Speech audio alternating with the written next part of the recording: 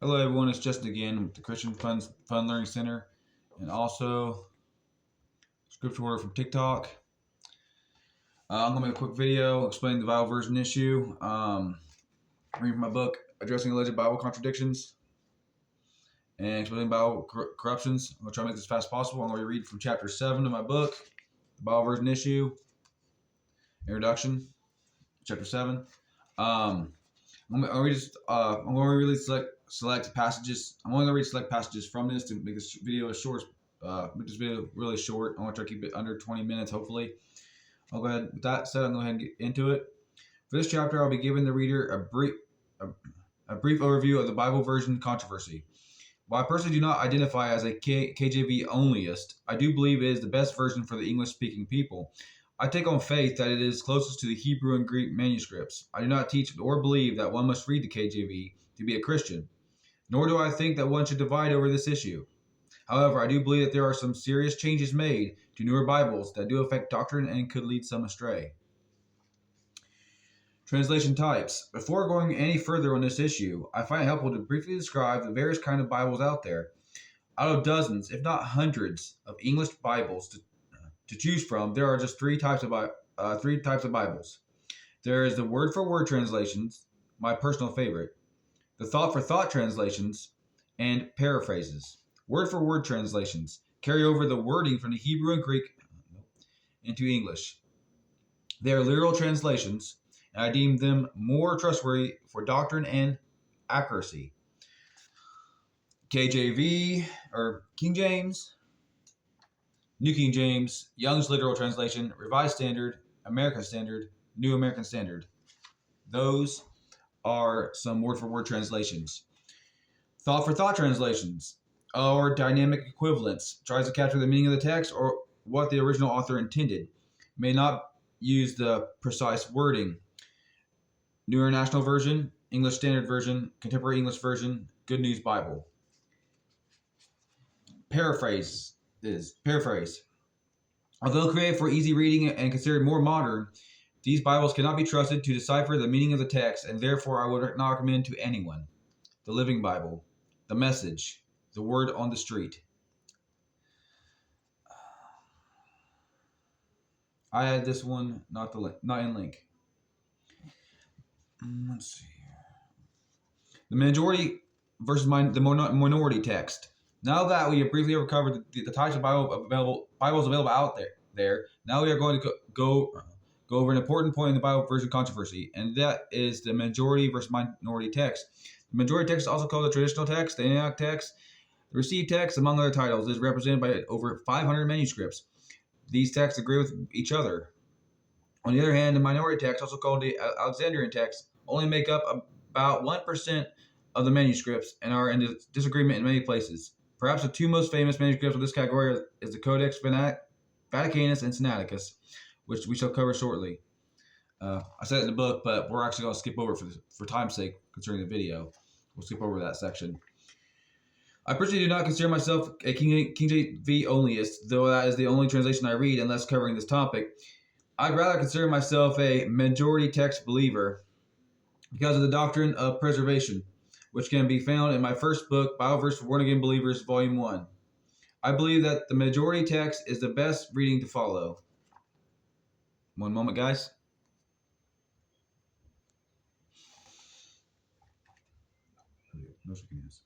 The main argument used for trusting the minority text is because they are supposedly older and therefore believed to be less likely corrupted text. I personally do not like this line of reasoning on two accounts. For one, just because something is older, it doesn't mean it hasn't been corrupted, for there are many which corrupt the word in Paul's day, 2 Corinthians 2:17. And secondly, when something is used a lot, it wears out. So it stands to reason that the oldest manuscripts, if Sinaiticus and Vaticanus really are the oldest, lasted so long because people knew they were tainted and therefore didn't read them. Alexandria versus Antioch. One notable difference between the majority and the minority text is the location of their source. The majority text comes from Antioch, which is mentioned positively in Scripture, while the minority text comes from Alexandria, Egypt, which often has a negative connotation. Sorry, guys, just a thought. Okay, let's keep going. Consider the following few examples. For more examples, I suggest a keyword search. I ain't gonna read the whole verses, Bible verses. I'm just gonna give you the chapter and verse for consideration. Judges 6:8, 2 Kings 18:21, Isaiah 19:14, Jeremiah 42:17, Ezekiel 29:3, Acts 11:26, Acts 11:27, Acts 15:35. We'll go ahead and skip over Vaticanus and Sinaiticus for time's sake. Next section I'll be covering is Beware the Jesuits. I ain't going to read the whole section. I'm just going to read a small quote concerning the Jesuits. I personally believe the Jesuits are responsible for a lot of the corruption in the newer Bibles. I believe they infiltrate the Christian church, and yeah, they're the reason why there's so much corruption in the newer translations. Just put it bluntly. Back to the book. This is a quote. This is the quote. Let's see here. Then the Bible, that serpent which with head erect and eyes flashing, threatens us with its venom while it trails along the ground, shall be changed into a rod as soon as we are able to seize it. ... For 3 centuries past, this cruel asp has left us no repose. You well know with what folds it entwines us, and with what fangs it gnaws us. End quote. That's from a Jesuit meeting in Sherry, Italy, in 1825. The Jesuits in History, Hector MacPherson, Ozark Book Publishers, 1997, Appendix 1. I'm going to stop there on that. Go to the next section. I don't have time to go through all of this, so I'm just trying to be as brief as possible. We're going over to my Westcott and Hort section. Westcott and Hort versus the King James translators. KJV translators. Let's see here. Brooke F. Westcott and Fenton John Anthony Hort were the two men responsible for the Greek New Testament that underlies many, if not all, of the modern Bibles. The point I want to make in this section is that in terms of translator quality, the KJV translators were far more qualified to translate the Bible than Westcott and Hort. Consider the following. Here are some quotes from either Westcott or Hort. You can find out exactly all the details if you get the book. But this is either from Westcott or Hort, these quotes. No one now, here's to start quoting. Quote, no one now, I suppose, holds that the first 3 chapters of Genesis, for example, give a literal history. There's like a dash thing there. I could never understand how anyone reading them with open eyes could think they did. There's another like a dash thing. Yet they disclose to us a gospel, end quote. Another quote. I have been trying to recall my impressions of La Salette. I wish I could see to what forgotten truth Marialty bears witness, semicolon, and how we can practically set forth the teaching of miracles, end quote. That's another quote.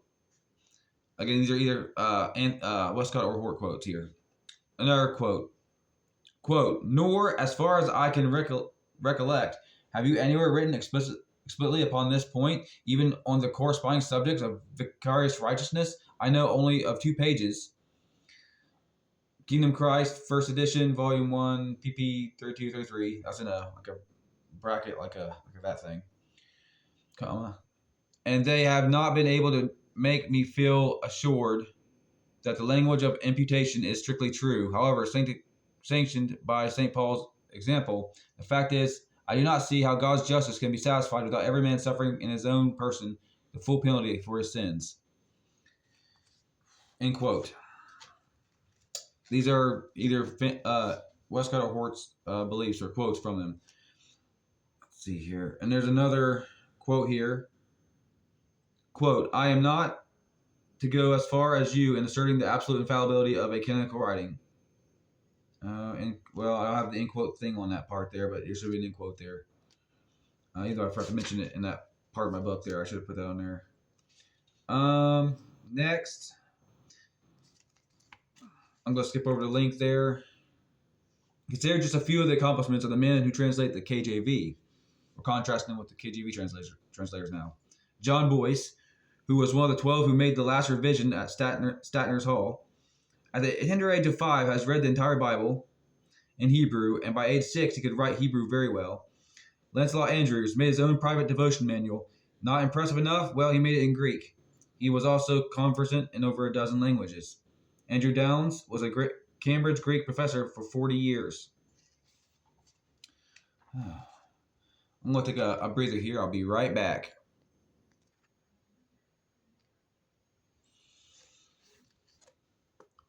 We're going to skip over for a moment KJV edition changes. We will hit that at the end of the video. Right now, we're going to, was King James gay? Question mark. Sometimes in a KJV versus modern version discussion, people may bring up the accusation that King James was gay. There is even a Queen James Bible to this effect. However, the claim that James was gay is indeed false. Consider the following quotes. I'm only going, although I think I list three of them, at least three in the book, I'm going to go over two of them for time's sake. But a quote, but especially askew, I hate to be effeminate in your clothes and perfuming, preening, or such like, and make not a fool of yourself in disguising or wearing along your hair or nails, which are but excrements of nature, i.e., that which is discharged from the body, and betray such misusers of them to be either of a vindictive or a vain light nature. End quote. Another quote, but as this severe justice of yours upon all offenses would be but for a time, as I have already said, so is there some horrible crimes that ye are bound in conscience never to forgive, such as witchcraft, willful murder, incest, especially within the degrees of consanguinity, relationship by blood, sodomy, poisoning, and false coin. I'm going to end the quote there. Even though I forgot to put the end quote again on there, it's I should put end quote there, but yeah, those two quotes are from King James. So hold on a sec. Yeah, let's see here. Hold on a sec. One moment. I'm going to read where I got those two quotes. The first quote I quoted, Henry Wotton, quoted by Stephen A. Colston and Richard D. Neumeier, King. I apologize if I pronounce that right. King James the Sixth of Scotland and the First of England, unjustly accused, question mark, Coningsworth, 996, page 39, ISBN 97809-656-77738. There's 3 sevens in there. Forgive me if I mispronounced the names there. And then the second quote, King James First of England, Basilica Doron, His Majesty's instructions to his dearest son, Henry the Prince, Edinburgh, 1599, page 37 and 38, published Wertheimer, Leah and Co., 1887, Cornell University Library, retrieved August 8, 2023. Again, I apologize if I didn't pronounce the names right. Then now we're going to go over, finally, we're going to go, for this video, we're going to go over King James Version edition changes, take a brief break, and then we'll finish this study. All right, time to finish this video up. KJV edition changes. This is just going to show that there are some differences in the different editions of the King James. But let me go ahead and start reading here. KJV edition changes. Some people may point out that even the KJV has had changes to it since its creation over 400 years ago. Though true, what kind of changes are we talking about, and how many? In terms of quantity, there has only been 421 word changes in the KJV. That's approximately 1/500th of 1% of the text. That's a very small amount of changes. What kind of changes are there? Are they serious? I will give a few examples of the kind of changes that occurred in the various editions of the KJV, and let the readers decide. Number 1, lift to lifted, 51 times. Amongst to among, 36 times. You to ye, 28, or a 2 times. It was a 2 times. Burnt to burned, 31 times. Out of the 421 changes in the KJV, about 300 of them are these kind of changes. So what about the remaining 100 plus? They are minor phrase changes such as cheweth the cud being changed to cheweth the cud. Oh, it said cheweth cud being changed to cheweth the cud. Leviticus 11:3. Or and would changed to and the would. Genesis 22:7.